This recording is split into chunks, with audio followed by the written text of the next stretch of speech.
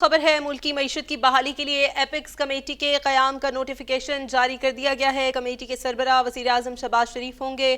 Committee میں وفاقی وزیر خزانہ، وزیر دفاع، وزیر منصوبہ بندی، وزیر دفاعی پیداوار، وزیر نیشنل فوڈ سیکیورٹی، وزیر مملکت پیٹرولیم، وزیر آئی ٹی، تمام وزرائے اعلیٰ اور آرمی چیف اور دیگر بھی شامل ہوں گے۔ پاک فوج بطور نیشنل کوارڈینیٹر کردار ادا کرے گی۔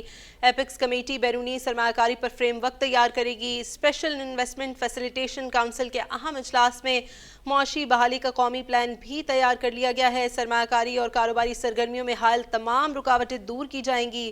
وزیر اعظم شہباز شریف کی زیر صدارت کونسل کے پہلے اجلاس میں army chief general Syed Asim Munir نے بھی شرکت کی اور معاشی بحالی کے پلان پر عمل درآمد میں فوج کی بھرپور حمایت کا اعلان کیا ہے۔ اس اقدام کو پاکستان کے سرمایہ کار اور تاجر کس نظر سے دیکھتے ہیں، اس حوالے سے ہمارے ساتھ لائن پر موجود ہیں سابق ممبر بورڈ آف انویسٹمنٹ عزیز نشتر صاحب۔ بہت شکریہ عزیز نشتر صاحب اب تک نیوز کو وقت دینے کے لیے۔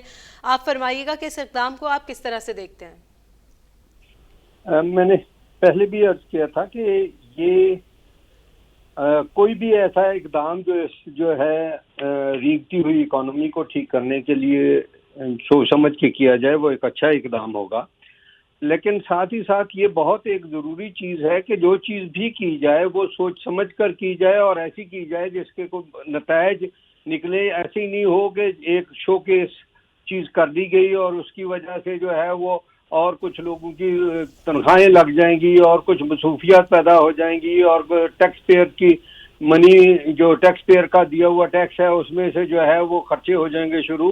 اس کی بجائے جو ہے وہ سوچ سمجھ کے ہونا چاہیے۔ سب سے پہلے تو یہ بات ہے کہ سرمایہ کاری میں رکاوٹ کون ہے جس کو دور کرنے کے لیے اتنی ایپیکس کمیٹی کی بنانے کی ضرورت پڑ گئی ہے، اور بالکل بنانی چاہیے، فیسیلیٹیشن کے لیے بنانی چاہیے۔ کبھی ایک بورڈ آف انویسٹمنٹ بنا تھا جس کا میں خود ممبر رہا ہوں اور میں نہایت شرمندگی سے یہ کہتا ہوں کہ بورڈ آف انویسٹمنٹ بہت بڑی ساری رکاوٹ ہے انویسٹمنٹ کے راستے میں۔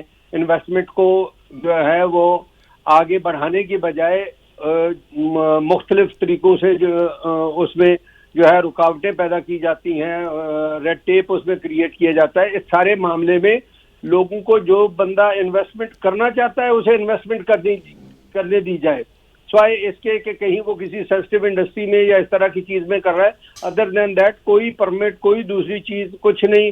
یہ اپروول کاہے کی، کس چیز کی؟ بالکل پلاننگ کے تحت یہ ساری ہونی چاہیے کہ نیشنل پلاننگ کے مطابق کون کون سی چیز بننی ضروری ہے اور جس کے امکانات بھی ہیں، ریسورسز ہیں، لیبر ہیں، وہ ہو۔ لیکن ساتھ بات یہ ہے کہ اس کے لیے مختلف دفتروں کے چکر انویسٹر کو کیوں لگانا چاہیے؟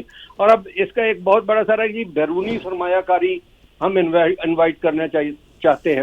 بیرونی سرمایہ کاری کسی بھی ملک میں تب ہوتی ہے جب اس ملک کے اپنے سرمایہ کار اس پہ پہلے سے سرمایہ کاری کر رہے ہوں، ایک ماحول اس طرح کا بنا ہوا ہو کہ جس میں باہر بیٹھا ہوا بھی جو فیل کرے کہ میں اس ملک میں جاؤں گا تو میں اپنے 100 روپے لگا کے اس پہ کوئی منافع بھی کماؤں گا اور منافع کے ساتھ ساتھ میں ایک اور نئی مارکیٹ ڈسکور کروں گا۔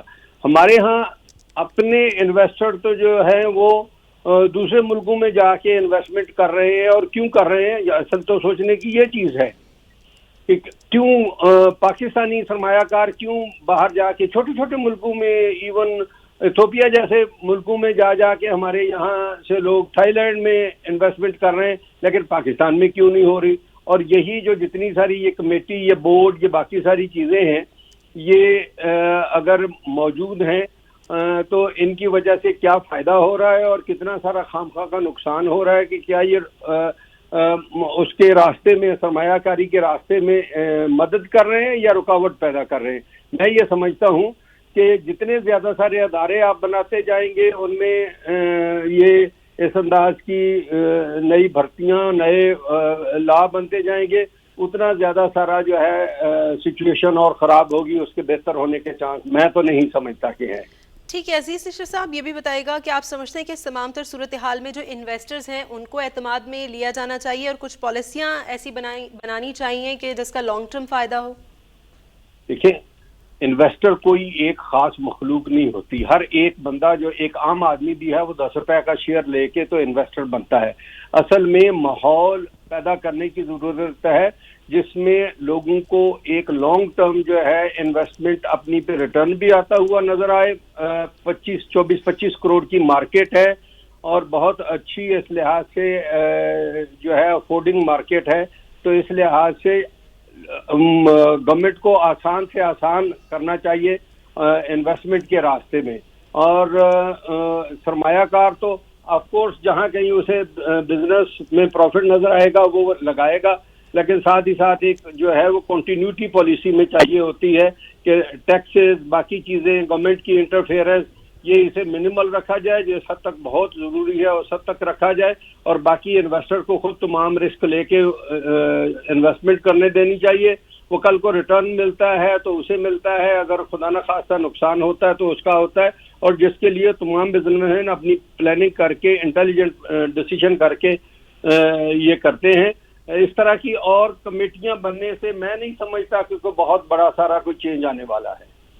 ٹھیک ہے, بہت شکریہ سابق ممبر بورڈ آف انویسٹمنٹ عزیز نشتر صاحب. اب تک نیوز کو وقت دینے کے لیے. ملکی معیشت کی بحالی کے لیے ایپیکس کمیٹی کے قیام کا نوٹیفیکیشن جاری کر دیا گیا ہے. کمیٹی کی سربراہی وزیر اعظم شہباز شریف کریں گے, جبکہ کمیٹی میں وفاقی وزیر خزانہ, وزیر دفاع, وزیر منصوبہ بندی, وزیر دفاعی پیداوار, وزیر نیشنل فوڈ سیکیورٹی, وزیر مملکت پیٹرولیم, وزیر آئی ٹی اور تمام وزراء اعلیٰ اور آرمی چیف اور دیگر شامل ہوں گے. پاک فوج بطور نیشنل کوارڈینیٹر اس میں کردار ادا کرے گی. ایپیکس کمیٹی بیرونی سرمایہ کاری پر فریم ورک تیار کرے گی. اسپیشل انویسٹمنٹ فیسیلیٹیشن کونسل کے اہم اجلاس میں معاشی بحالی کا قومی پلان بھی تیار کر لیا گیا ہے. سرمایہ کاری اور کاروباری سرگرمیوں میں حائل تمام رکاوٹیں دور کی جائیں گی.